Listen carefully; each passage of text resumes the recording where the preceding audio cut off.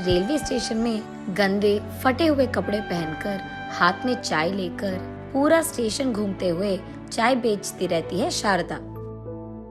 Station में आते जाते लोगों से, भैया चाय, दीदी चाय ले लो ना दीदी, गर्मा गर्म चाय, ऐसे कहते हुए उनके आगे पीछे घूमती रहती है शारदा। कुछ लोग तो चाय पी लेते हैं, लेकिन बहुत लोग शारदा को देख घिन आकर उससे दूर चले जाते हैं। शारदा बहुत थक जाती है, लेकिन फिर भी वो सूरज के ढलने तक चाय बेचती रहती है। उसके कमाए हुए पैसों से ही वो कुछ सामग्री लाकर उस रेलवे स्टेशन के पीछे एक शेड में मौजूद उसके दादा दादी के पास जाती है और उन दोनों के लिए खाना बनाती है। फिर से सुबह उठकर बूढ़े लोगों के लिए खाना बनाकर चाय तैयार करके चाय को लेकर स्टेशन जाती है और वहां शाम होने तक चाय बेचती रहती है। उन्हीं कमाए हुए पैसों से वो अपने बूढ़े दादा दादी का ख्याल रखती है। हर रोज की तरह शारदा रेलवे स्टेशन में चाय बेचती रहती है, लेकिन उस दिन उसके पास एक बूढ़ा आदमी चलमैया आता है। एक चाय देना बेटी, ऐसे कहकर एक चाय पीकर, बड़ी अच्छी चाय है, तुम्हारा नाम क्या है? मेरा नाम शारदा है जी। तुम्हारा चाय का व्यापार कैसे चल रहा है बेटी? हाँ कुछ चल रहा है जी, हर रोज बस सामग्री खरीदने के लिए पैसे कमा लेती हूँ, कभी कभार तो पैसे भी नहीं मिलते हैं, ऐसे भोलेपन से कहती है। अगर तुम इन फटे कपड़ों में इस गंदी हालत में चाय बेचोगी तो कौन चाय खरीदेगा बोलो? वही अगर तुम सूखे अच्छे कपड़े पहनोगी तो कोई भी तुम्हारे पास चाय खरीदेगा। सिर्फ चाय का स्वाद अच्छा है तो नहीं चलेगा बेटी, तुम्हें भी तो साफ रहना है। मेरे पास दो कपड़े हैं, उन्हीं को मैं पहनती रहती हूँ। अब नए कपड़े खरीदने के लिए मेरे पास पैसे भी नहीं हैं। तुम्हारे माता पिता क्या करते हैं बेटी?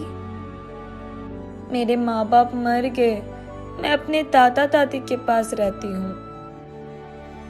ओह ऐसा क्या, वो कहाँ है बेटी? वो दोनों इस रेलवे स्टेशन के पीछे एक शेड में रहते हैं। ओहो, तो तुम लोगों के पास घर भी नहीं है? तुम कौन सी गांव से हो? ऐसे पूछता है चलमैया। यही पास में जगन्नाथपुरम से हैं हम, कुछ दिन पहले तक हम वही रहते थे। अच्छा, तो फिर अब यहाँ क्यों आए तुम लोग? क्योंकि कुछ दिन पहले हमारे गांव का सरपंच हमारा घर हमसे छीनकर हमें बाहर भेज दिया है। ऐसा क्या, क्यों? तब शारदा जो कुछ भी हुआ चलमैया को बताती है। कुछ दिन पहले हमारे गांव में सरपंच के इलेक्शंस चल रहे थे, उसमें हमारे गांव का बलरामैया भी खड़ा था। वो वोट मांगने हर घर को जाता था और ऐसे ही हमारे भी घर आए। तब मेरा दादा, पिछली बार जब सरपंच बने थे तो गांव के सारे पैसे तुम ही खा गए, सरकार के प्रोजेक्ट्स के पैसे भी तुमने ही खा लिया। तुमको मैं वोट नहीं डालूंगा, नया लड़का जो आया उसी को वोट डालूंगा मैं, ऐसे कह दिया दादा ने। ये बात सुनकर बलरामैया क्रोधित होकर, मेरे जीतने के बाद मैं तुम्हें इस गांव से ही बाहर निकाल दूंगा, ऐसे उसने चेतावनी दी थी। उसके कहे के अनुसार वो जीत गया और उसके कुछ ही दिन बाद वो अधिकारियों को लेकर हमारे घर आया था, ये कहते हुए कि हमने इस घर को गैर कानूनी से बनवाया और इस घर की जो काम है हमने पूरी तरह से नहीं करवाया, इसलिए तुम्हारे घर को हम सीज कर रहे हैं। वो हमको हमारे घर से और हमारे गांव से बाहर निकाल दिया। मेरे दादा दादी बहुत बूढ़े हैं ना, हमने अधिकारों से मिलने की बहुत कोशिश की, लेकिन कोई हमारी मदद नहीं कर रहा। इसलिए मैं चाय बेचकर जो भी पैसे कमाती हूँ उसी से उनका देखभाल कर रही हूँ, ऐसे वो बहुत दुख में कहती है।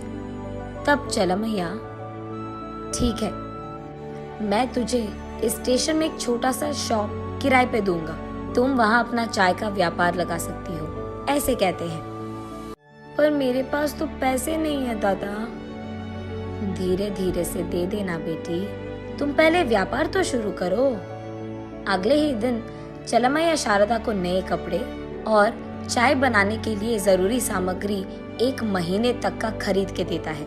ऐसे शारदा रेलवे स्टेशन में चाय का दुकान खोलती है। उस दिन से सुबह से शाम और शाम से रात तक वो लगातार काम करती रही, अलग प्रकार के चाय बनाते हुए सबको उसकी तरफ आकर्षित करती आ रही थी। कुछ ही दिन में रेलवे स्टेशन को आए वाले यात्रीगण ही नहीं बल्कि गांव से भी लोग उसके चाय पीने आ रहे थे। ऐसे कुछ ही दिनों में शारदा के दुकान वाली रेलवे स्टेशन से कुछ ही दूर में जो रेलवे स्टेशन था, उसके अधिकारी भी शारदा से उनके रेलवे स्टेशन में ब्रांच लगाने के लिए पूछते हैं। उनके कुछ दिन बाद वो 2 के चाय ब्रांचेस बहुत सारे ब्रांचेस बन जाते हैं। एक चाय की दुकान से शुरू करके शारदा कुछ ही दिनों में इन सारे ब्रांचेस की मालिक बन जाती है। इतनी छोटी उम्र में इतना सारा काबिलियत से हासिल करने के कारण बहुत सारे मीडिया लोग शारदा से उसकी इंटरव्यू मांगते हैं। तब शारदा उन सबको ये बताती है कि वो कैसे यहाँ तक पहुँची और उसके परिवार के साथ क्या नाइंसाफी हुई थी, और ये भी कि चलमैया ने उसकी कितनी मदद की है। ये जानकर उस जिला का कलेक्टर शारदा का सराहन करते हुए बलरामैया को गिरफ्तार भी करता है। जो काम उसने गैर कानूनी से किया है वो सब कानून हासिल कर लेता है, और जिन अधिकारियों ने उसकी मदद भी की थी उनको भी गिरफ्तार कर लेते हैं, और इस सब के बाद शारदा और उसके परिवार को उनका घर लौटा देते हैं। नैतिक, आज अगर अधिकार तुम्हारे हाथों में है तो उसका गलत इस्तेमाल नहीं करते हैं, क्योंकि कल जब अधिकार किसी और के हाथों में चला जाए तो खुद अपना सर नीचे करना होगा।